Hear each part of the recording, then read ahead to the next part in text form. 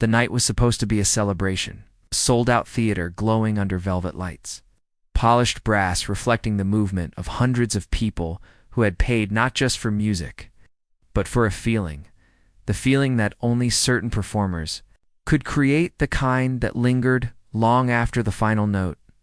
Backstage, the air was thick with perfume, cigarette smoke, and the low hum of nervous excitement that always preceded a big show. Stagehands whispered, managers checked watches, musicians tuned instruments that didn't need tuning, and somewhere in the middle of all of it stood Dean Martin, calm in a way that felt almost out of place. He wasn't pacing, he wasn't rehearsing, he wasn't looking in the mirror. He was leaning lightly against a wall, hands folded, eyes half-focused on nothing at all. As if he were listening not to the noise around him, but to something much quieter, something only he could hear. To most of the world, Dean was already a star. The smooth voice, the effortless charm, the laugh that could disarm a room before a single lyric was sung. But backstage, away from the applause and the glow, he was something else entirely. He was observant. He noticed the way the young trumpet player's fingers trembled slightly. He noticed the tired eyes of a stage manager who had worked 3 shows back to back. He noticed how a nervous singer kept adjusting her dress even though it sat perfectly. Dean had always been like that. While others chased the spotlight, he quietly watched the people standing just outside of it. And tonight, he noticed something else. It began as a whisper. Not the harmless kind that floats through every theater before a show, but a sharper one. The kind that doesn't belong to excitement. The kind that carries intent. Dean didn't hear the words at first. Only the tone. Tight, controlled, persuasive. The voice belonged to Victor Hale, one of the city's most influential promoters, a man known for building careers just as easily as he could fracture them. Victor wasn't loud. He never needed to be. His power lived in private conversations, in closed doors, in the spaces between contracts and handshakes. He was standing near the far dressing rooms, leaning in close to 2 performers who had been working alongside Dean for weeks. Good people, talented people, loyal people. And yet the way they stood now, shoulders stiff, eyes uncertain, told Dean that something was being placed between them that didn't belong. Dean shifted his weight subtly, not wanting to interrupt, only wanting to hear. Victor's voice slid through the air like silk over steel. He spoke about opportunities, about headlines, about who was really carrying the show, about how audiences were changing, how credit should be reconsidered, how loyalty was admirable, but ambition was necessary.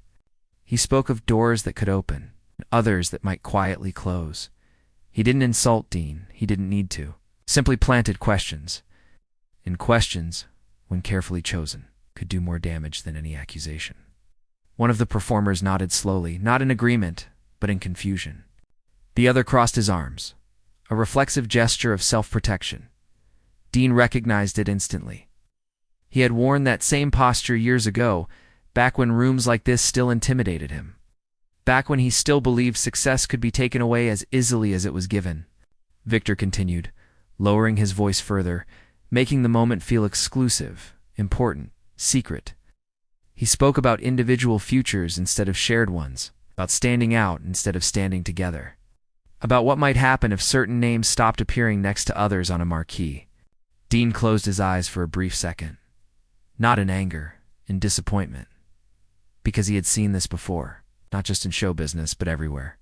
The subtle attempt to separate what had been built together, the quiet suggestion that unity was a limitation instead of a strength. The old trick of making people believe that someone else's light was the reason theirs wasn't brighter. When Dean opened his eyes again, he didn't move right away. He let Victor finish, let the words settle. He let the doubt do what doubt always tried to do, stretch. Then Dean pushed himself gently off the wall and walked toward them. He didn't announce himself. He didn't clear his throat. His shoes made almost no sound against the carpet. It was only when he was close enough for his presence to be felt that Victor finally noticed him. The promoter's smile came instantly, smooth and practiced. The kind meant to suggest nothing unusual had been happening at all. "Dean," Victor said warmly, "just the man everyone's here to see." Dean smiled back, but it was not the stage smile. It was smaller, quieter, real. "I was," Dean replied calmly. "But right now, I'm just someone who heard his friends being offered something they didn't ask for." The two performers looked between them, uncertain. Victor lifted his hands, slightly in a gesture that suggested innocence, misunderstanding, even generosity. "Only conversation," Victor said. "I like to make sure talent knows their options." Dean nodded once, slowly. "Options are good," he said, "as long as they don't come wrapped in someone else's shadow." Victor's eyes flickered just for a moment. Dean turned to the performers. He didn't speak about contracts. He didn't speak about fame. He didn't speak about money. Instead, he spoke about nights in empty clubs, about sharing sandwiches after shows that paid in applause instead of cash, about long drives where the only reason any of it felt worth it was because someone else was laughing in the passenger seat. He reminded them, gently, of the work they had done together when no one had been watching, and how none of them had. Asked who would get the bigger name when they were just trying to survive. Victor attempted to interject, but Dean raised one hand slightly, not to silence him, but to steady the moment. Then, quietly, without drama, without edge, without performance, Dean said the sentence that would later be repeated in hallways, dressing rooms, and offices long after the show had ended. "We didn't get here by stepping on each other," he said. "And I'm not about to start." Words were simple. That was what made them powerful. No accusation, no threat, no speech, just truth, placed exactly where it belonged. The effect was immediate. One of the performers exhaled as if he had been holding his breath without realizing it. The other's shoulders lowered. Victor's smile thinned, not disappearing, but losing something essential. He had nothing to argue with, nothing to negotiate. Because Dean had not challenged him, he had made him irrelevant. For a moment, the hallway was quiet again, filled only with the distant murmur of the audience taking their seats. Victor gave a short, polite nod, said something about wishing them all a great show, and stepped away, already scanning for another corner, another conversation, another place where doubt might find easier ground. Dean watched him go, not with triumph, but with a kind of tired understanding. Then he turned back to the two performers and smiled, this time fully. "Come on," he said gently. "We've got people waiting out there." As they walked toward the stage together, something subtle but important had shifted. Not just relief, but alignment, a remembering. The kind that doesn't make headlines, but changes the way people stand beside each other when the lights come on. Out front, the audience roared as the curtain began to move. They had no idea what had just happened behind it. They didn't know that a quiet attempt had been made to fracture something real. They didn't know that it had been stopped with a sentence so simple it almost sounded like nothing at all. But when Dean Martin stepped into the light a moment later, he did not step alone, and the way he glanced back, just briefly, before lifting the microphone, made it clear to anyone who knew how to look.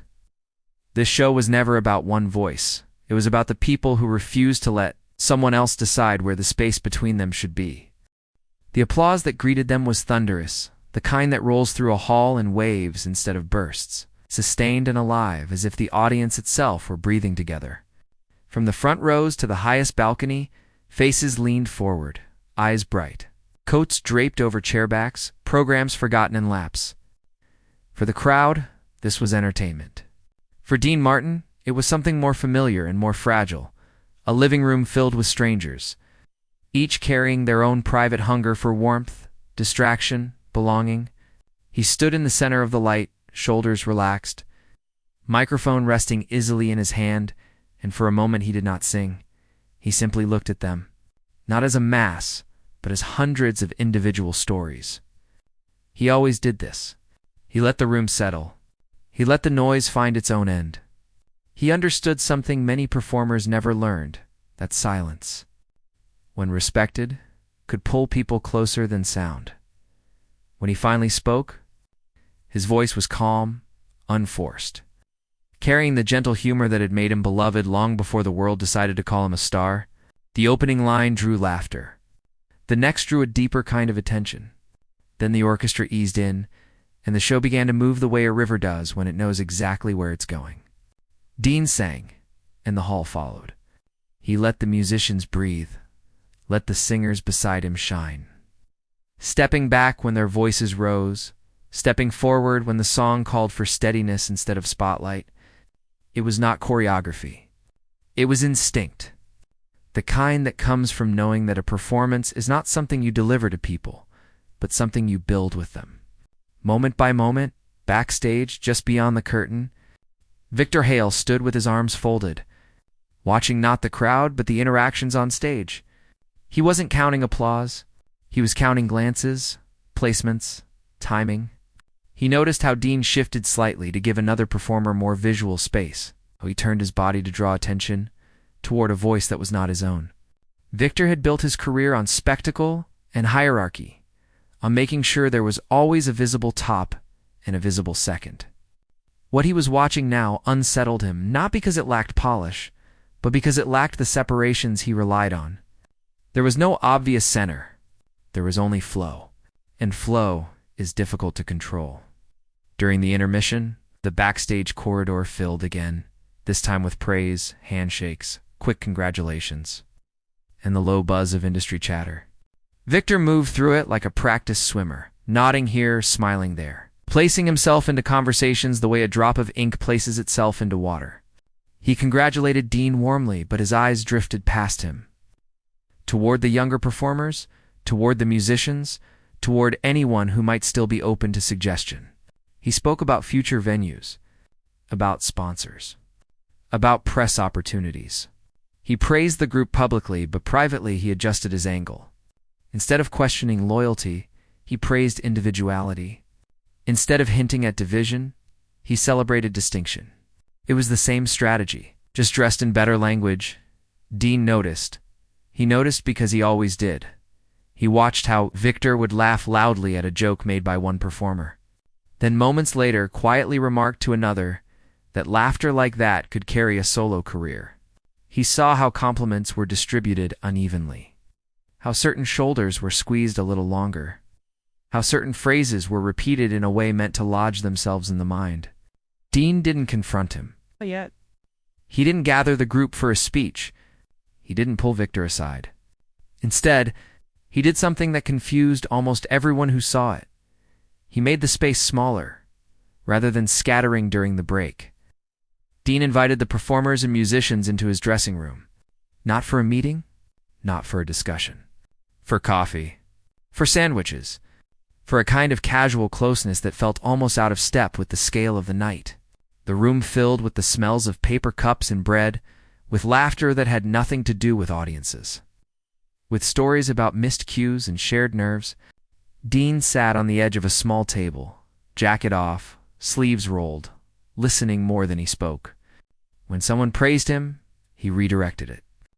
When someone expressed doubt, he absorbed it.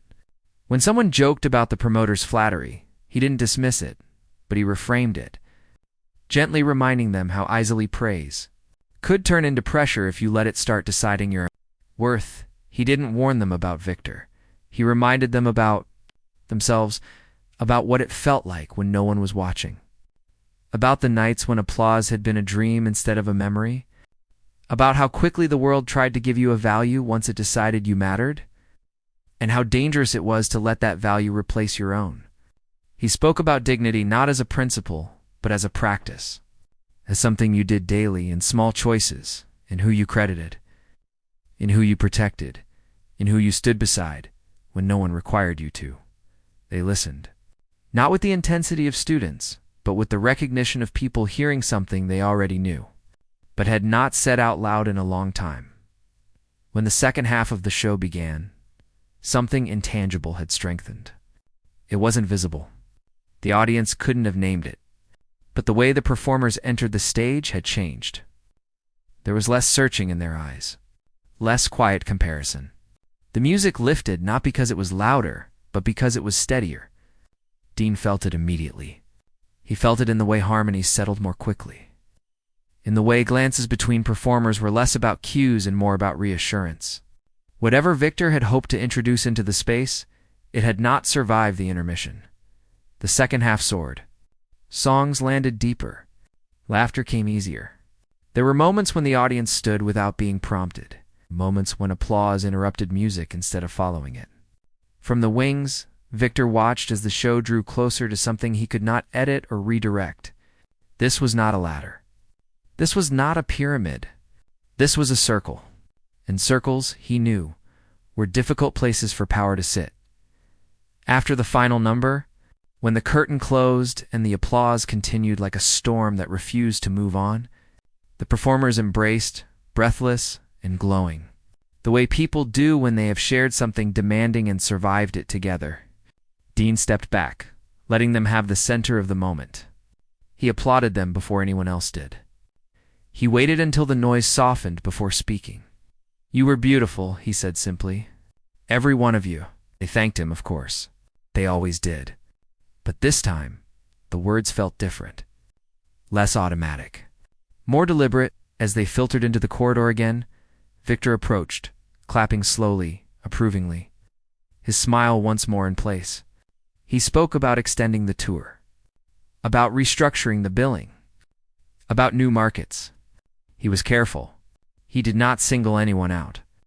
He spoke of options and flexibility and positioning. Invited Dean to walk with him. Dean did. They moved a short distance down the hall. Far enough to speak without being overheard, close enough that the warmth of the night still lived between them. Victor praised the show, praised Dean's leadership, praised the group's chemistry. Then, almost casually, he suggested adjustments. Ways to maximize attention.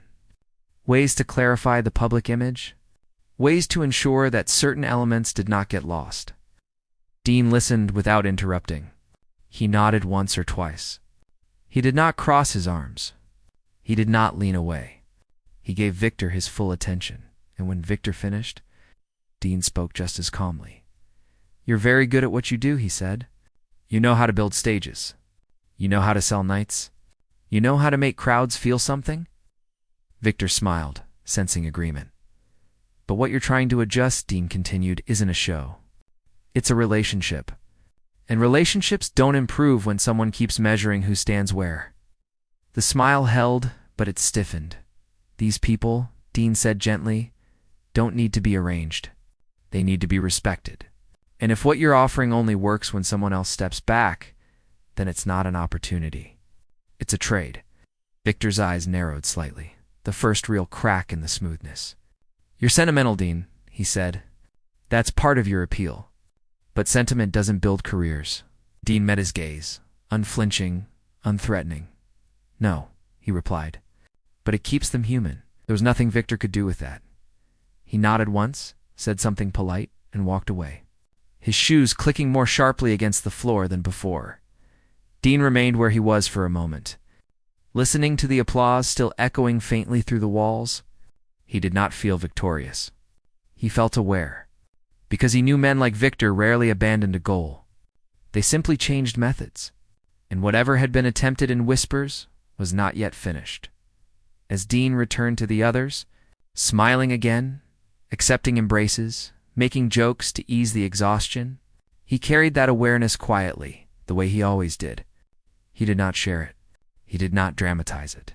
He only adjusted himself around it, because if pressure was going to move into the light, then so was he. And the sentence he had spoken backstage was not the end of the story. It was the beginning of the test. By the time the next city welcomed them, the posters were already different. Not dramatically, not obviously, but enough for anyone who had learned to notice details the way Dean Martin had learned to notice people. The layout placed his name higher. The lighting in the promotional photos angled more toward him. The wording leaned subtly towards singular rather than collective. To the casual eye, it meant nothing. To those who had lived inside the work, it felt like a small shift in gravity. The group saw it when they arrived at the theater that afternoon, when a fresh banner was being stretched across the front entrance, and one of the younger musicians stopped walking for a moment, staring up at it as if something had quietly moved while no one was looking. Dean saw that pause. He saw the way conversation thinned just slightly. He saw the way humor became a little more careful, the way people checked their reflections more often in the mirrored hallway, the way praise from staff seemed to orbit him a fraction more than before. Victor Hale was already there. Of course, moving briskly through the building, shaking hands, issuing instructions, carrying the air of someone who had anticipated every detail. He greeted Dean warmly, spoke about ticket sales, about press interest, about how the momentum was exactly where it needed to be. Then he let slip that several reporters would be attending that night. Influential ones. The kind who wrote narratives rather than reviews. The kind who liked to identify faces, centerpieces, figures. He mentioned that they had asked to speak with Dean privately before the show. Dean nodded. He did not refuse. He did not agree. He only noted the way Victor's eyes briefly flicked toward the others when he said it, as if already sketching the shape of a headline. The interviews took place in a small, carpeted room near the lobby. A few chairs, a low table, notebooks, recorders, smiles that held curiosity and intent in equal measure. They asked Dean about the tour, about the audiences, about the music, about the chemistry on stage. Then, inevitably, the questions shifted. They spoke about his central presence, about how the crowd responded differently when he stepped forward, about whether he felt the show was entering a new phase. They were careful. They always were. They didn't ask him to diminish anyone. They simply framed him as the shape of the whole. Dean listened, answering politely, thoughtfully, choosing his words the way one chooses stones to cross a river. He spoke about gratitude, about how he learned more from watching than performing, about how the energy of a night was built long before anyone saw a stage. He mentioned names. He redirected attention. He described moments where someone else had lifted a song when his voice faltered, where timing had been saved by a glance, where laughter had been created by the smallest, quietest decision.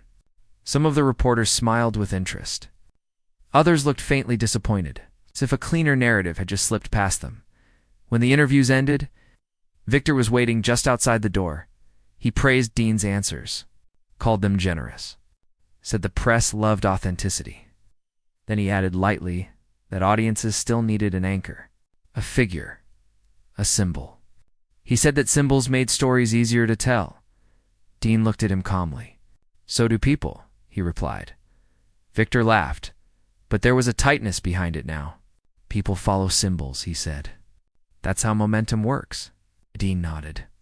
"And momentum," he said, "is how things fall when no one is paying attention." Victor's laughter faded. The conversation drifted to logistics, schedules, sound checks, appearances. But something had shifted again. Less whisper. More alignment.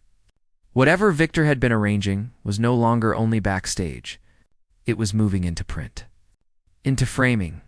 Into the way the world would be invited to see what was happening. That evening, the theater filled faster than expected. The press presence was visible. Cameras glinted.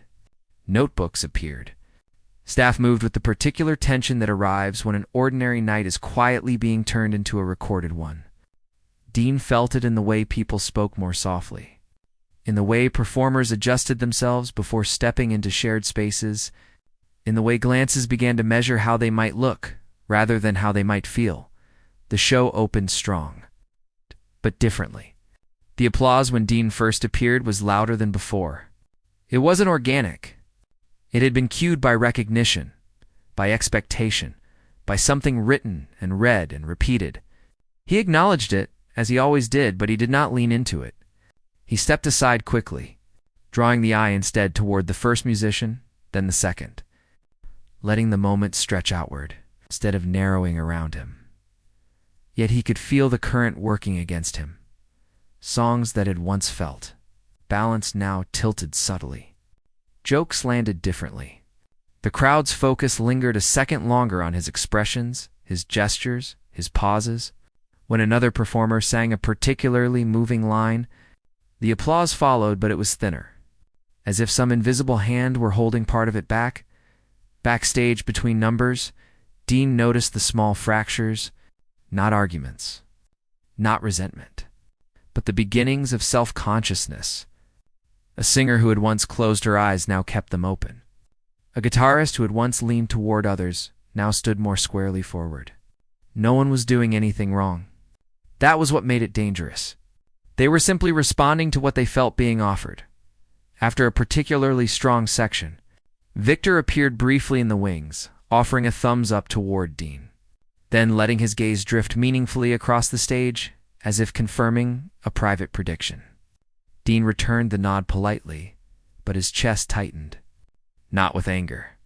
With urgency, because he could feel the shape of the night being guided toward a conclusion. It did not belong to any of them. Midway through the show, something unexpected happened, during a ballad that had always been shared, that had always moved like a conversation rather than a performance. The applause at the end rose almost entirely for Dean. It was not malicious. It was enthusiastic. But when he turned, instinctively, to gesture toward the others, the clapping did not follow his motion. It remained centered. The moment hung there, awkward and bright, like a light that refused to widen its beam. Dean held his hand out anyway. He waited. The applause thinned. Then, gradually, some of the audience began to follow his direction, noticing what he was insisting on seeing. The others were acknowledged, but the delay had already said what it said. Backstage, after that number, no one spoke for a moment. Then someone laughed too quickly. Someone else said, "Great crowd tonight." Another person busied themselves with a glass of water. Dean felt the distance that had not been there before. It was small, but it was real. Victor approached him again, quieter now, more direct. "You see it?" he said. "You can feel it. This is what happens when a show finds its center." Dean looked at him steadily. "This is what happens," he said, "when a room forgets how it got warm." Victor's jaw set. "You're resisting something natural," he replied. "Audiences choose. They always do. They're guided," Dean said, usually without realizing it. Victor exhaled, controlled. "You can't protect everyone forever," he said. "At some point, someone stands out." Dean's voice was even. "Standing out," he said, "doesn't require standing apart." Victor studied him for a moment, then nodded slowly, as if concluding a private calculation. "Tonight," he said, "we'll see." The rest of the show passed under a thin veil of anticipation. The audience was still warm. The music was still beautiful. But something underneath had sharpened.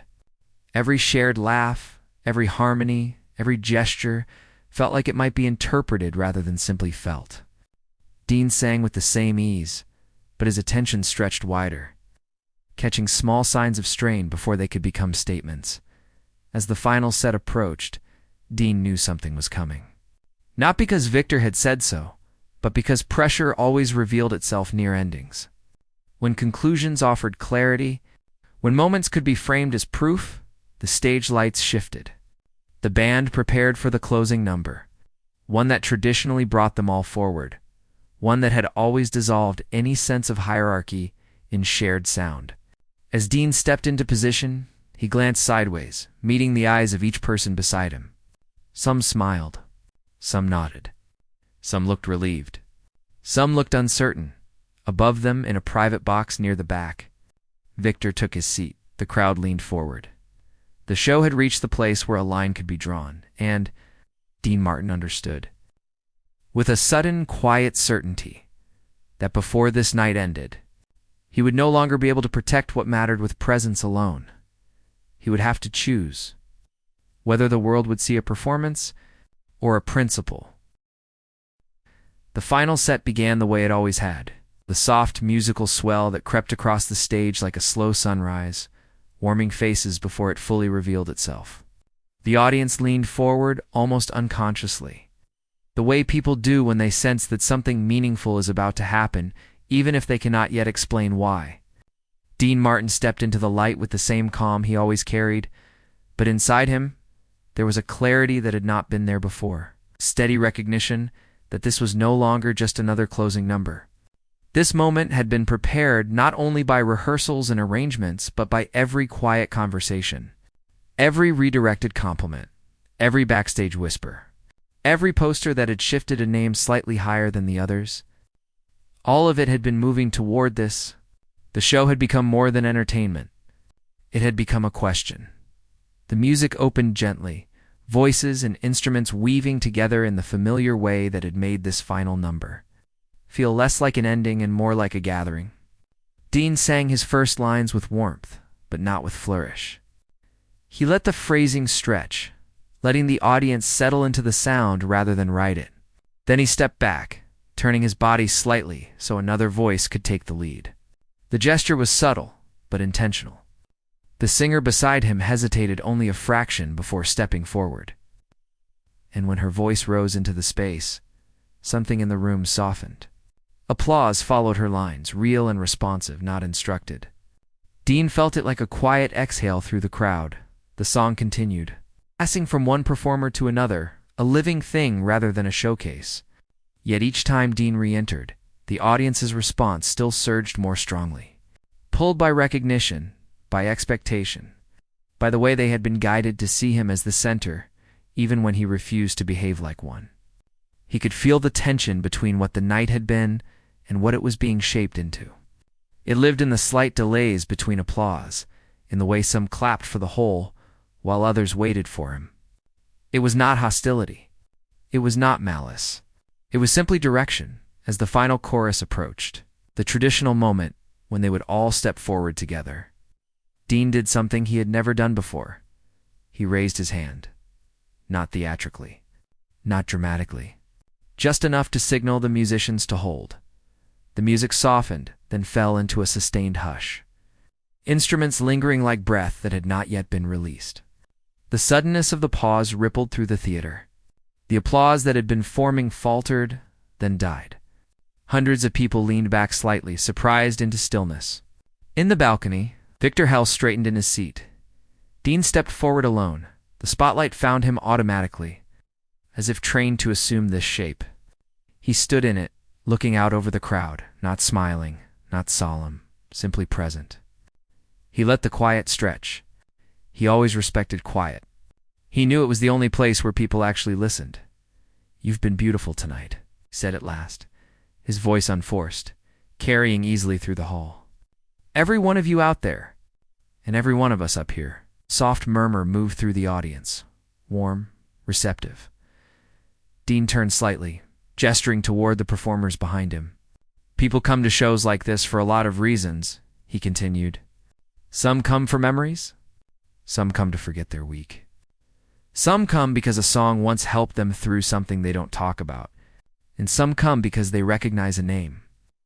A few gentle laughs. "There's nothing wrong with that," he said. "Names help us find the door." He paused. "But they're not what builds the room." The theater was silent now in the way that is not empty, but attentive. Dean could feel hundreds of people leaning not forward, but inward. "This room," he said, "doesn't feel the way it feels because of one voice. It feels this way because of the way voices answer each other, because of the way timing meets trust, because of the way people choose, night after night, not to outshine, but to outstand together." He turned more fully now, facing the others on stage. He looked at them not as performers, not as colleagues, but as witnesses to everything that had brought them here. Then he turned back to the audience. "And if anyone ever tells you," he said gently but clearly, "that the only way to rise is to separate, they're selling you a ladder where a floor was already built." A ripple of sound moved through the crowd.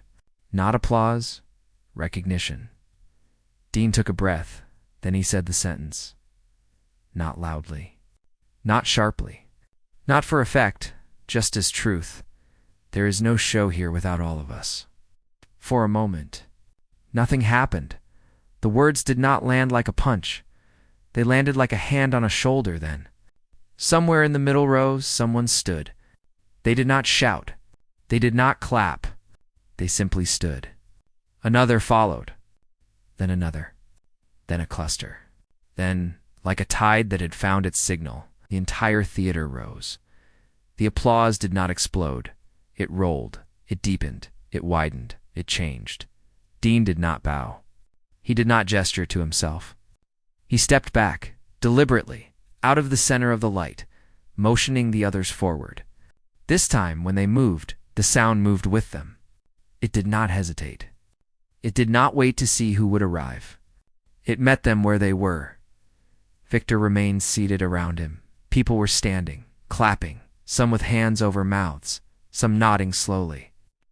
some wiping at eyes they had not expected to use that night.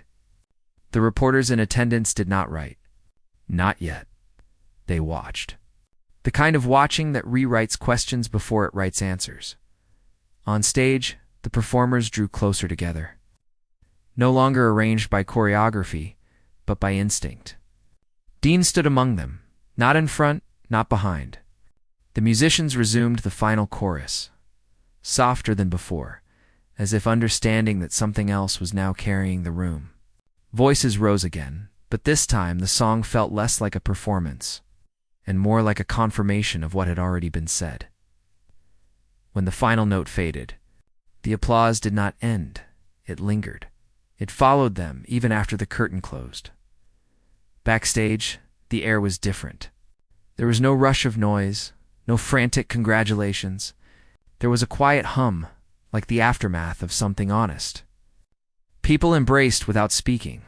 Someone laughed, not in relief, but in wonder.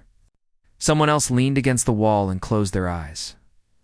Victor appeared briefly in the corridor. He did not approach Dean. He nodded once, stiffly, then turned and walked away, already receding into the machinery that had carried him there. He had not been defeated. He had simply not been invited into the meaning of what had happened. Dean remained with the others for a long time after the theater had emptied, sitting on a road case, listening to fragments of conversation, answering nothing with stories, offering nothing with presence. At some point, one of the younger performers looked at him and said quietly, "You didn't have to do that."